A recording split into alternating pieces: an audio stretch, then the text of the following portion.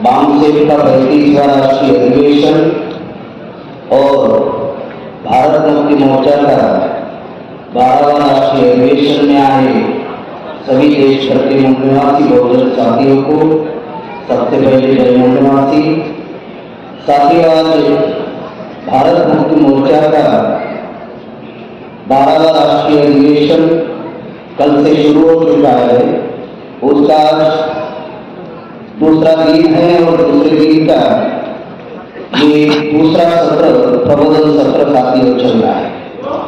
इस प्रबोधन सत्र में जो विषय चर्चा में रखा गया, आदिवासियों को जबरन हिंदू बनाकर क्रिश्चियन और नॉन क्रिश्चियन के बीच में झगड़ा लगाना आरएसएस का एक संगठित षड्यंत्र है, अथवा सिद्धू कानू और धरती आबा बिरसा मुंडा का आंदोलन आदिवासी क्षेत्र में बढ़ रहे ब्राह्मणी घुसपैठ का सशक्त विद्रोह का एक गंभीर चर्चा। साथियों, ये जो दो सब्जेक्ट इस राष्ट्रीय अधिवेशन में चर्चा में रखे गए हैं, ये सब्जेक्ट चर्चा में रखने के पीछे का जो मकसद है वो हम लोगों को सबसे पहले समझना बहुत जरूरी है। पहला जो सब्जेक्ट है वो सब्जेक्ट हम लोगों ने क्यों चर्चा में रखा, क्योंकि इसी साल आरएसएस और बीजेपी के लोगों ने एक षड्यंत्र पूर्वक डीलिस्टिंग का कानून बनाने का आंदोलन इस देश में आरएसएस, विश्व हिंदू परिषद और बजरंग दल के लोगों ने शुरू किया। और खासकर के आंदोलन जो हमारे समाज के जो भोले वाले आदिवासी है, उन आदिवासियों को साथ में लेकर आरएसएस ने अभियान शुरू किया। और ये अभियान छत्तीसगढ़, झारखंड, ओडिशा, वेस्ट बंगाल में बड़े पैमाने पर यह अभियान चल रहा है, डीलिस्टिंग। और ये डीलिस्टिंग का षड्यंत्र हमारे एससी ओबीसी माइनॉरिटी समाज के लोगों को पता होना चाहिए, इसलिए ये सब्जेक्ट चर्चा में रखा गया है। जैसे आप लोगों को याद होगा कि 2016 में भोपाल में मानसिक राष्ट्रीय अधिवेशन हम लोगों ने लिया था, तो उस वक्त 2016 में एक सब्जेक्ट हम लोगों ने चर्चा में रखा था, यूनिफॉर्म सिविल कोड। ये यूनिफॉर्म सिविल कोड 2016 में जो आरएसएस के लोगों ने चर्चा में लाया था, ये आदिवासियों का कस्टमरी जो लॉ है ये खत्म करने के लिए उन्होंने 2016 में यूनिफॉर्म सिविल कोड चर्चा में लाया। और जैसे ही वामन निशान साहब के नेतृत्व में हम लोग राष्ट्रीय आदिवासी एकता परिषद के माध्यम से जब सुप्रीम कोर्ट में गए तो यूनिफॉर्म सिविल कोड की चर्चा खत्म हो गई। अब अभी भी हमारा केस सुप्रीम कोर्ट में चल रहा है, लेकिन यूनिफॉर्म सिविल कोड की चर्चा खत्म हो गई। अब आरएसएस ने दूसरा षड्यंत्र किया और डीलिस्टिंग का कानून वो बनाने की कोशिश कर रहे हैं, और उसके लिए आरएसएस ने जनजाति सुरक्षा मंच बनाया। नाम क्या है? जनजाति सुरक्षा मंच। अब आदिवासियों को ये लग रहा है कि ये जनजाति सुरक्षा मंच जो है ये जनजाति से सुरक्षा के लिए बनाया गया। अब जनजाति सुरक्षा मंच के द्वारा इस देश में डीलिस्टिंग का अभियान पूरे देश भर में शुरू कर दिया, खास करके छत्तीसगढ़ में। और छत्तीसगढ़ में जशपुर है, सीतापुर है, अंबिकापुर है, इस जिला में बड़े पैमाने पर उन्होंने अभियान शुरू किया। अब ये डीलिस्टिंग का मामला क्या है? तो डी का मतलब है डी, और लिस्टिंग का मतलब है कि जो शेड्यूल ट्राइब की जो लिस्ट है, अनुसूचित जनजाति की जो लिस्ट है, इस लिस्ट में से आदिवासियों को वो लोग डिलीट करना चाहते हैं, और डिलीट करने के लिए कानून बनाना चाहते हैं। और कानून तभी बनता है जब राष्ट्रपति की मोहर लगती है, इसलिए द्रौपदी मुर्मू को राष्ट्रपति बनाया। तो साथियों, जैसे जम्मू कश्मीर में 370 थी, वहां पर उन्होंने हस्तक्षेप किया। जैसे मुस्लिमों का मुस्लिम पर्सनल लॉ बोर्ड है, तो ट्रिपल तलाक में इन्होंने हस्तक्षेप किया। उसी प्रकार से आदिवासियों के कस्टमरी लॉ में हस्तक्षेप करना चाहते हैं और डीलिस्टिंग के माध्यम से करीबन 3-4 घटनाएं इस देश में होगी। पहले नंबर की घटना होगी, अगर डीलिस्टिंग का कानून अगर लागू हुआ तो सबसे पहले आदिवासियों की पहचान समाप्त होगी, नंबर 1। नंबर 2, आदिवासियों के लिए संविधान में जो संवैधानिक अधिकार है ये किसी धर्म के नाम पर नहीं है, किसी भी धर्म के नाम पर नहीं है। आदिवासियों को संवैधानिक अधिकार शेड्यूल ट्राइब के नाम पर है। अगर डीलिस्टिंग का कानून आया तो संवैधानिक अधिकार समाप्त हो जाएंगे। नंबर 3, इस देश में आदिवासियों को डीलिस्टिंग के माध्यम से हिंदू बनाया जाएगा। और नंबर 4, वो आदिवासियों में झगड़ा लगाना चाहते हैं। ये एक पॉलिटिकल इश्यू है, एक पॉलिटिकल स्टंट है, क्योंकि 2024 में अभी लोकसभा का चुनाव है और ये आंदोलन अभी 3-4 राज्यों में ही चल रहा है, छत्तीसगढ़, झारखंड, ओडिशा, वेस्ट बंगाल। और ये 4 राज्यों की सरकारें अगर आप देखते हैं तो इसमें बीजेपी का राज नहीं है। जैसे छत्तीसगढ़ में कांग्रेस है, झारखंड में उधर झामुमो है, शिबू सोरेन है, बंगाल में जाओगे आप टीएमसी है, ओडिशा में बीजेडी है। और यहां के जो आदिवासी है, जो इनका डेवलपमेंट जो हुआ है, खास करके इस एरिया के आदिवासियों का, आरएसएस कभी भी आदिवासी एरिया में ना स्कूल का निर्माण उन्होंने किया, ना किसी भी प्रकार की कोई फैसिलिटीज आरएसएस ने या बीजेपी के द्वारा उन्होंने प्रोवाइड की। अगर क्रिश्चियन मिशनरी अगर इस देश में नहीं आई होती, अंग्रेज अगर इस भारत में नहीं आए होते, तो शायद आदिवासियों को स्कूल या जो मिशनरी स्कूल जो भारत में आए उसमें जो आदिवासियों को पढ़ाई मिली, जिस वजह से आदिवासियों का बुद्धि का विकास हुआ।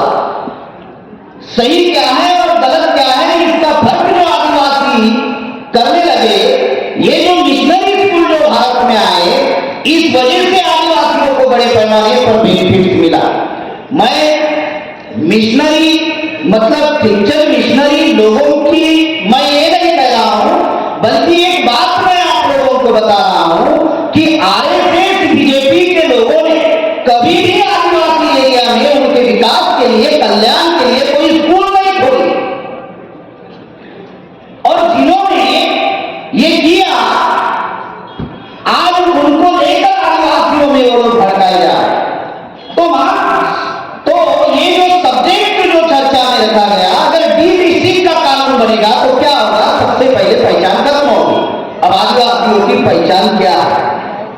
तो जब संविधान निर्माता डॉक्टर बाबा साहब अम्बेडकर जब आर्टिकल 340 पिछड़ों के लिए बनाई, आर्टिकल 341 शेड्यूल कास्ट के लिए बनाई और आर्टिकल 342 जब आदिवासियों के लिए बनाई, तो उनकी एक व्याख्या बनाई गई। वो व्याख्या क्या थी, वो डेफिनेशन क्या थी?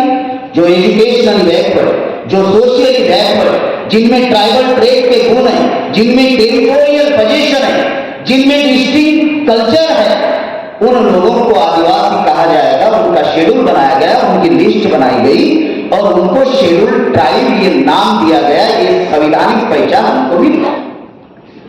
ये संवैधानिक पहचान देने की क्या जरूरत पड़ी? जैसे किसान नाम की कोई जाति नहीं है, खेती करने वाले लोगों को किसान कहा जाता है, वैसे ही आदिवासी शब्द ये समाज प्रचलित शब्द है, सर्वसामान्य शब्द है, जिनका कानूनन कोई डी जुड़े नहीं है। ये इटैलिक अंग्रेजी शब्द है, डी जुड़े मतलब संविधानिक, जिनका कोई मायने नहीं है। कोई भी कह सकता है मैं आदिवासी, कल्चर कर शेड्यूल कास्ट भी कह सकता है, ओबीसी भी कह सकता है, कोई भी कह सकता है कि मैं आदिवासी हूं। तो आदिवासी किसको माना जाएगा? इसीलिए डॉक्टर बाबा साहब अम्बेडकर ने यह कानूनी शब्द दिया, शेड्यूल ट्राइब। ये हमारी संवैधानिक पहचान है।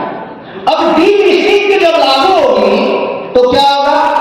जनजाति के लिस्ट में से आदिवासियों को निकाला जाएगा। अब कौन से आदिवासियों को निकालना चाहते हैं? जिन आदिवासियों ने क्रिश्चियन धर्म अपनाया, कुछ आदिवासियों ने मुस्लिम धर्म अपनाया, कुछ आदिवासी बुद्धिस्ट बने हुए। आप बंगाल में जाओगे तो बंगाल में दार्जिलिंग साइड में अगर आप जाते हैं तो वहां के आदिवासी महाराष्ट्र में एक खानदेश एरिया है, जलगांव, बुंदेले, नासिक, इस एरिया में अगर आप जाते हैं तो वहां के आदिवासी मुसलमान बने, तड़वी आदिवासी जो है वो मुस्लिम बनेंगे। और आप मध्य प्रदेश, छत्तीसगढ़, झारखंड, ओडिशा, वेस्ट बंगाल इस एरिया में अगर जाते हैं तो बड़े पैमाने पर आदिवासी क्रिश्चियन बनेंगे। तो साथियों, जिन आदिवासियों ने धर्म परिवर्तन किया है उन आदिवासियों को वो लिस्ट में से निकालना चाहते हैं। अधिकार 3 चीजों से मिले। सबसे पहले आइडेंटिटी, फर्स्ट है identity, second recognise, then right. तो हमारी आइडेंटिटी वो लोग खत्म करना चाहते हैं डीलिस्टिंग के माध्यम से। अगर आइडेंटिटी खत्म हो गई तो हमारी पहचान खत्म हो जाएगी, और पहचान अगर खत्म होगी तो हमारे संवैधानिक अधिकार खत्म हो जाएंगे। अब दूसरा जो मुद्दा है संवैधानिक अधिकार। आदिवासियों को बहुत सारे हमारे पदाधिकारियों ने यहां पर बताया कि संवैधानिक अधिकार जो है, बहुत सारे अधिकार आदिवासियों को संविधान में दिए। डॉक्टर बाबा साहब अम्बेडकर, वहां निष्काम साहब ने 10 साल पहले ये बात बताई कि आदिवासियों के लिए संविधान में और एक संविधान है जिसका नाम है आर्टिकल 244, 1 में 5वीं अनुसूची और आर्टिकल 244, 2 में 6वीं अनुसूची।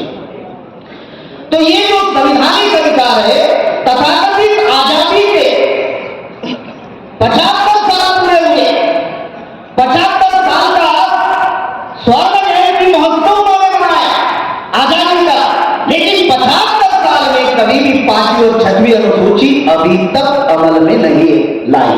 लागू तो 26 जनवरी 1950 से है, लेकिन अमल में उन्होंने अभी तक नहीं लाई। इस देश में 5वीं और 6वीं अनुसूची वो लोग लागू नहीं कर रहे, अमल में नहीं ला रहे, और डीलिस्टिंग का कानून वो लोग बना रहे हैं ताकि आदिवासी आपस में झगड़ते रहे। एक खास बात और मैं बताना चाहता हूं कि ये जो कार्यक्रम जो तीसरा उनका शुरू होने वाला है आदिवासियों को हिंदू बनाने का। अब सुप्रीम कोर्ट और हाई कोर्ट के 16 जजमेंट है, ये है वो 16 जजमेंट जिसमें लिखा हुआ है आदिवासी हिंदू नहीं है, सुप्रीम कोर्ट कह रहा है। और छत्तीसगढ़ शासन ने भी एक पत्र जारी किया, पंकज द्विवेदी। पंकज द्विवेदी क्या कहता है इस लेटर में? ये छत्तीसगढ़ शासन का पत्र है। इस पत्र में पंकज द्विवेदी कहता है छत्तीसगढ़ी जनता को अपना मूल धर्म लिखे जाने बाबत, और छत्तीसगढ़ के समस्त जिलाधिकारी को उन्होंने एक पत्र जारी किया, हर जिला के कलेक्टर को पत्र जारी किया। उसमें वे लिखते हैं कि छत्तीसगढ़ की जनता ब्राह्मण धर्म, बौद्ध धर्म, शैव धर्म, गोंडी धर्म, कबीर धर्म और सतनाम धर्म, सिख धर्म, जैन धर्म को मानने वाले हैं, जिन्हें हिंदू कहा जाता है। ये गवर्नमेंट का पत्र है। हिंदू कहलाने में ब्राह्मण के अतिरिक्त अन्य लोगों को ऐतराज है, क्योंकि हिंदू धर्म सिर्फ ब्राह्मण धर्म का अनुकरण है, एवं हिंदू शब्द का अर्थ फारसी शब्दकोश में चोर, डाकू और लुटेरा होता है। यह गवर्नमेंट का पत्र है, पंकज द्विवेदी ने निकाला। इसके ऊपर एक बात आरएसएस के लोगों ने नहीं की। ये जो पत्र पंकज द्विवेदी ने निकाला कि आदिवासी हिंदू नहीं है, यह पत्र का मीनिंग है कि आदिवासी अपना मूल धर्म लिख सकते हैं, और पंकज द्विवेदी कहता है कि हिंदू का फारसी भाषा में चोर, डाकू, लुटेरा होता है। इसके ऊपर एक बात नहीं, लेकिन हमारा 4 सितंबर को जयपुर में कार्यक्रम था, राष्ट्रीय आदिवासी एकता परिषद का राज्य अधिवेशन था, और उस राज्य अधिवेशन में यही बात मैंने कही कि हिंदू धर्म नहीं है, हिंदू धर्म ब्राह्मण धर्म है, और ब्राह्मण धर्म के जो बनाए हुए आर्टिफिशियल भगवान है वो आदिवासी के भगवान नहीं है। ये बात कही तो आरएसएस के लोगों ने बताया है। साथियों, जो बातें आप लोगों को बताई जा रही है कि आदिवासी हिंदू नहीं है, हाई कोर्ट और सुप्रीम कोर्ट के 16 जजमेंट है, ये छत्तीसगढ़ का भी पत्र है, और बहुत सारे ऐसे पुरावे हैं जिससे ये साबित होता है कि आदिवासी हिंदू नहीं है।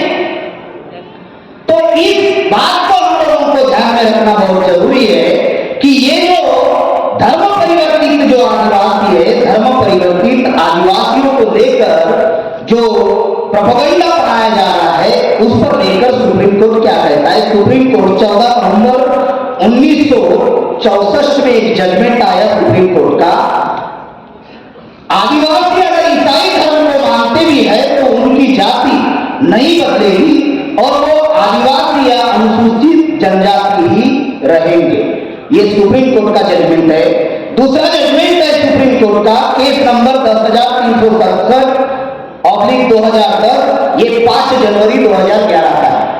इस जजमेंट में ये कहते हैं कि आदिवासी हिंदू नहीं है और संविधान आदिवासी संस्कृति, बोली भाषा, देवी देवता संबंधी मान्यता, पूजा पद्धति, परंपरा, रीति रिवाज, पुरातत्वीय शोध, मानव वंश शास्त्र, शरीर रचना, विज्ञान, वंशीय इतिहास, डीएनए रिसर्च इत्यादि सभी तरह से सिद्ध हुआ कि आदिवासी आर्य धर्म, ब्राह्मण धर्म, हिंदू धर्म नहीं है। यह सुप्रीम कोर्ट का जजमेंट है।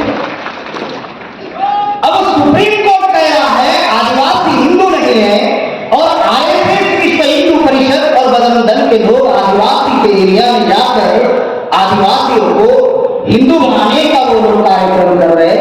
तो हमारा सवाल है, क्या सुप्रीम कोर्ट से मोहन भागवत बड़ा है? क्या सुप्रीम कोर्ट से आरएसएस बड़ी है?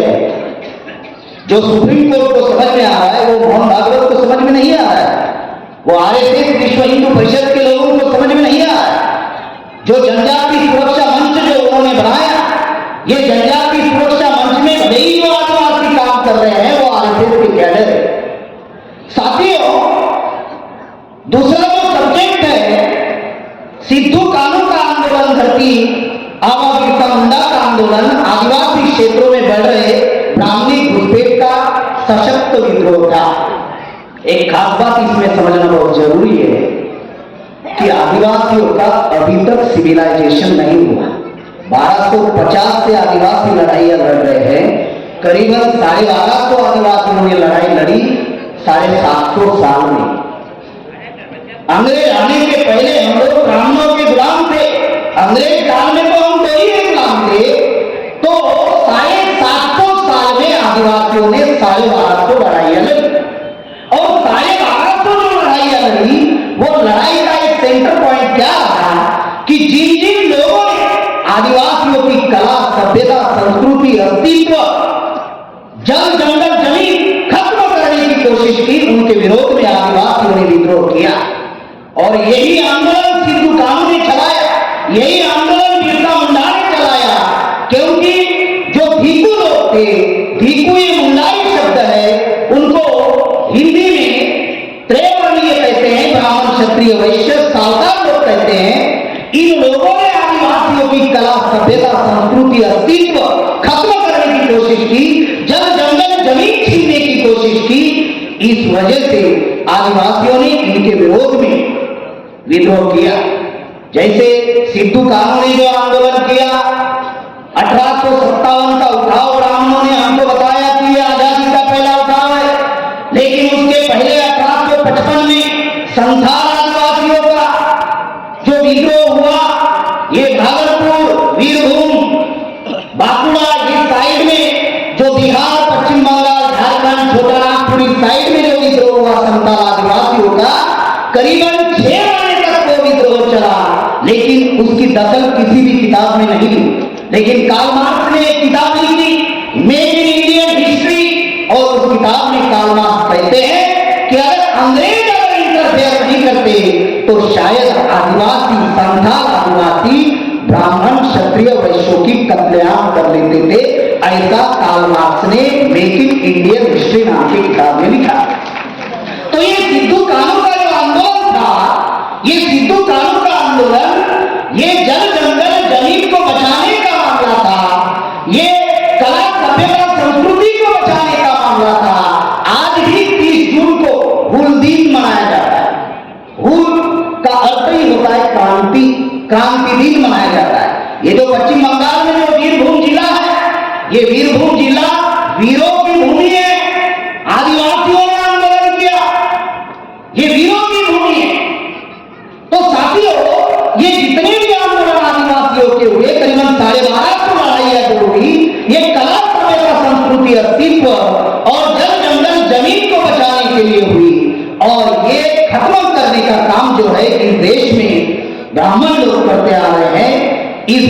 हम लोगों को ध्यान में रखना होगा। इतिहास में हमको बताया गया कि अंग्रेजों के साथ में बिरसा मुंडा ने लड़ाई लड़ी, सिद्धू कानू ने लड़ाई लड़ी। साथियों, अंग्रेजों ने तो हमको अधिकार दिए, जैसे सीएनटी एक्ट जो है वो 1908 में बना, अंग्रेजों ने बनाया, छोटा Nagpur tenancy act. SPT act जो है वो 1949 में बना है, तो इसकी शुरुआत भी अंग्रेज काल में उनकी संताल परगना टेनेंसी है। तो अंग्रेज हमको अधिकार दे रहे थे। इसमें जो एक चीज मैं बताने की कोशिश कर रही थी, अंग्रेज सिविलाइज एरिया में थे, आदिवासी का अभी तक सिविलाइजेशन नहीं हुआ है। तो अंग्रेजों के विरोध में आदिवासियों का आंदोलन होने का मामला ही नहीं था।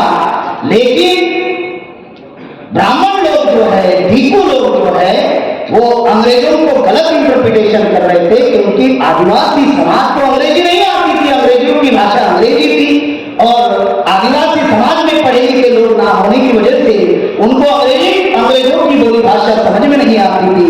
और आदिवासियों की जो संताल, मुंडा, गोंडी जो भी बोली भाषा है वो अंग्रेजों को समझ में नहीं आती थी। इसलिए लर्न ब्राह्मण, जो पढ़े लिखे ब्राह्मण जो बीच में थे, वो गलत इंटरप्रिटेशन करते थे। इस वजह से हम लोगों को, हमारे इतिहास को साथियों गुमराह किया गया।